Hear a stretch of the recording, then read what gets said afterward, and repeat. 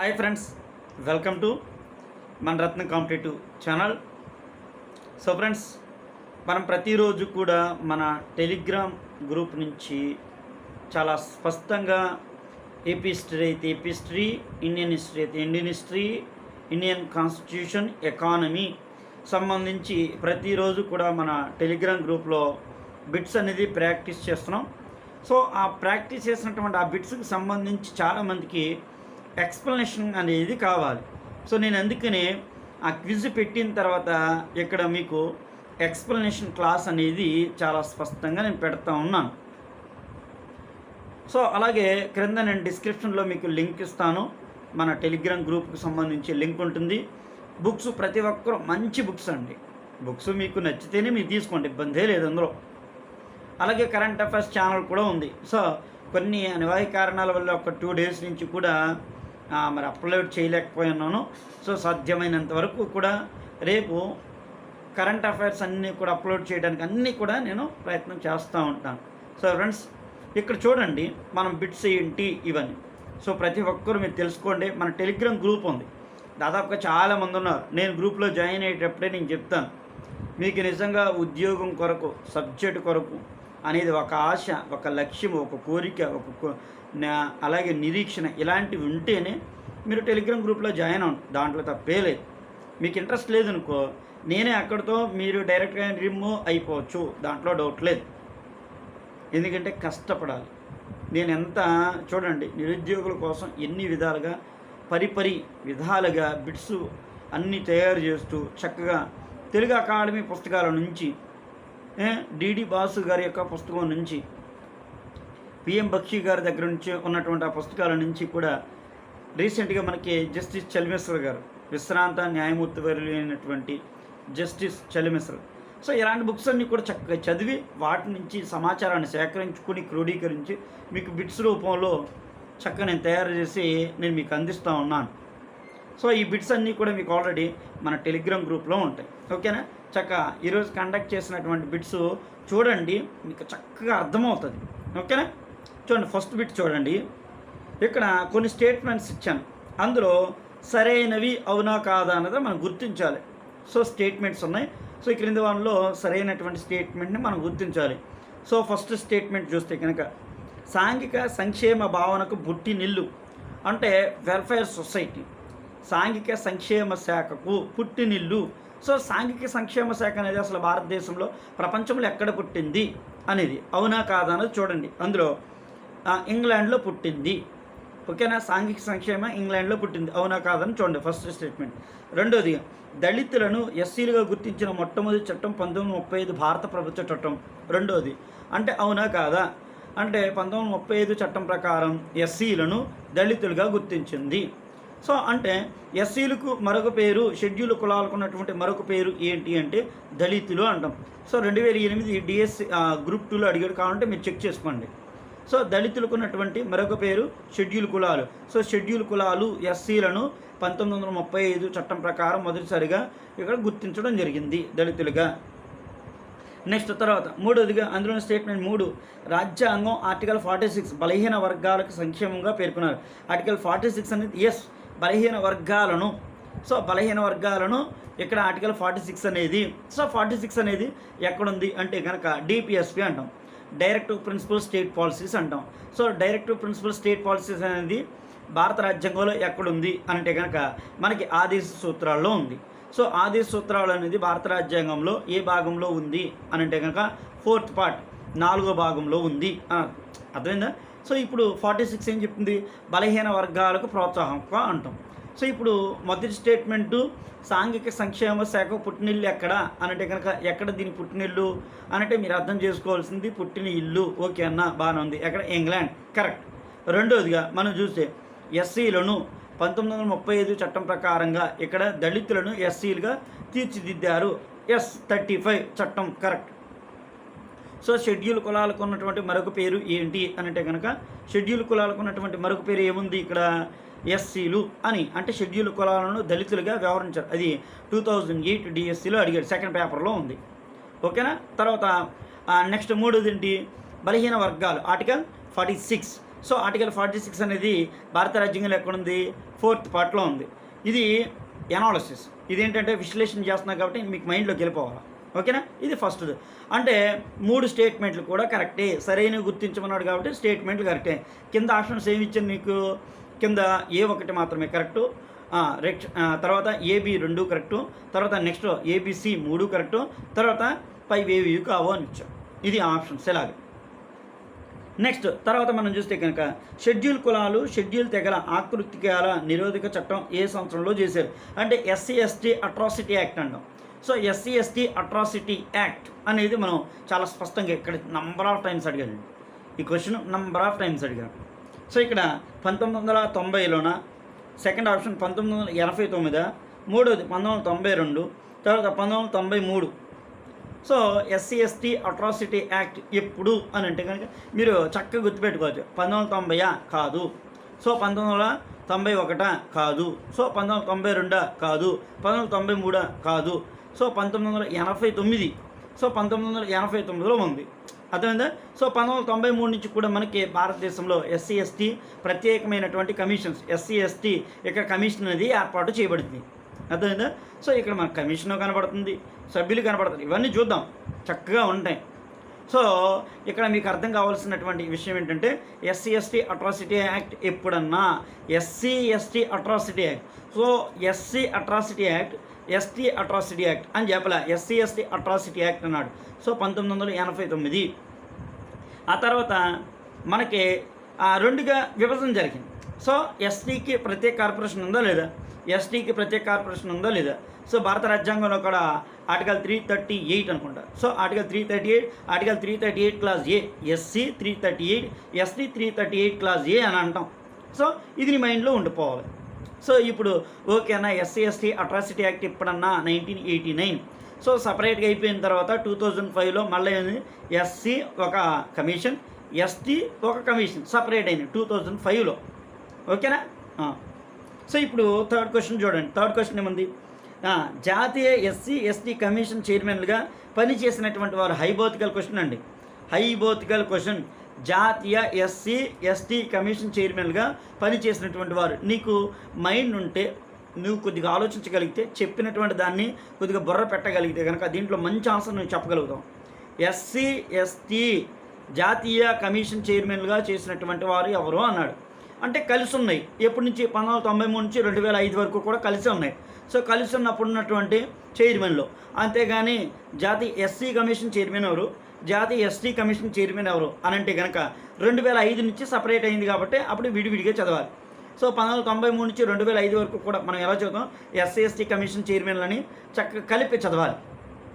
So ఇప్పుడు ఇక్కడ కలిపి చదివినప్పుడు దీని కింద ఆప్షన్స్ నేను ఇచ్చాను, బాగా గుర్తుపెట్టుకోండి. సో మొదటిగా హనుమంతప్ప, విజయశంకర్ శాస్త్రి, దిలీప్ సింగ్ భూరియా, రామనాథ్. సో రామనాథ్ అనే ఆయన మొదటివాడు.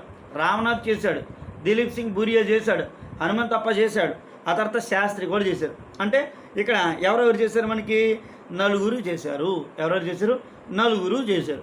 అర్థమైందా? సో ఇది సబ్జెక్ట్ అనమాట. అండ్ నెక్స్ట్ తర్వాత చూడండి, మంచి క్వశ్చన్, చాలా మంచి క్వశ్చన్. ఇది నాకు తెలిసినంత వరకు దాదాపుగా మనం గతంలో కూడా ఒకసారి డిస్కస్ చేశాను. ఈ క్వశ్చన్కి అయితే ఆన్సర్ అందరూ చేయగలిగారు, చాలామంది చేయగలిగారు. ఈ క్రింది వాటిలో 6వ షెడ్యూల్లో పేర్కొన్న రాష్ట్రాలను చెప్పండి. 6వ షెడ్యూల్ అంటే మనకి షెడ్యూల్స్ ఎన్ని ఉన్నాయి? భారత రాజ్యాంగంలో షెడ్యూల్ 12 ఉన్నాయి.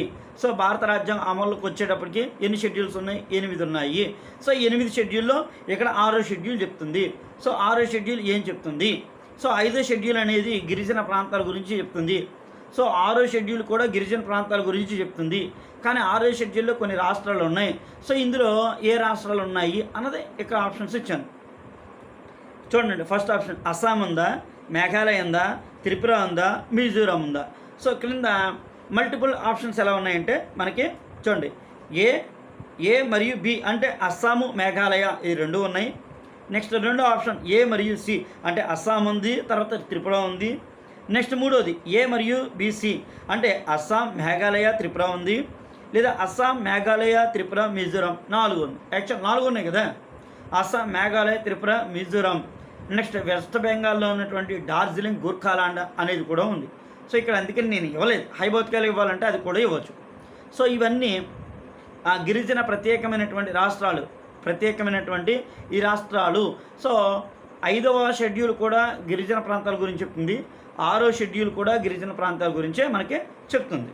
సో ఇక్కడ 4 అనేది కరెక్టే. నెక్స్ట్ క్వశ్చన్ చూడండి. ఈ క్రింది మనకి అంటే లోక్సభలో మరియు శాసనసభలో ఎస్సీ ఎస్టీ రిజర్వేషన్లు కల్పించబడ్డాయి. సో భారత రాజ్యాంగంలో భారత రాజ్యాంగంలో ఎస్సీ ఎస్టీ అంటే లోక్సభ మరియు శాసనసభలో ఎస్సీ ఎస్టీ రిజర్వేషన్లను ఏ నిబంధనలు చెప్తున్నాయి? మంచి క్వశ్చన్ అండి, చక్కగా మీరు చెప్పగలుగుతారు నాకు తెలిసి. సో ఎస్సీ ఎస్టీలకు సంబంధించి రిజర్వేషన్లు భారత రాజ్యాంగంలో ఏ నిబంధనలు ఉన్నాయి? ఆప్షన్స్ చాలా ఈజీగా article 330, article 331, article 331, 333, article 330, article 332, article 329, article 331.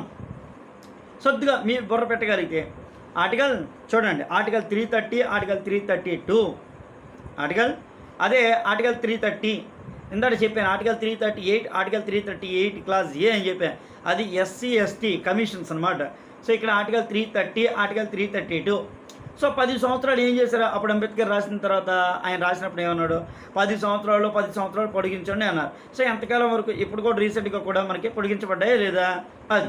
So 10 సంవత్సరాలు ఏమవుతుంది? రిజర్వేషన్ అనేది పొడిగించబడుతూ వస్తున్నాయి. అది ఆనవాయితీ ప్రకారంగా వస్తున్నటువంటి పరిణామక్రమం మనకి కనిపిస్తుంది. సో ఇక్కడ భారత రాజ్యాంగంలో లోక్సభలో మరియు శాసనసభలో ఎస్సీ ఎస్టీ ఇది గుర్తుపెట్టుకోండి. అంటే శాసనసభలు అంటే ఇక్కడ మనకున్నటువంటి శాసనసభలు అంటే మీకు తెలుసుగా పార్లమెంట్లో. సో శాసనసభలో ఉన్నటువంటి మనకి ఆర్టికల్ 330, ఆర్టికల్ 332 ప్రకారం 332 ప్రకారం రిజర్వేషన్లు. అదే పంచాయతీలకు ఓవర్గా అయితే రిజర్వేషన్ అంటాం.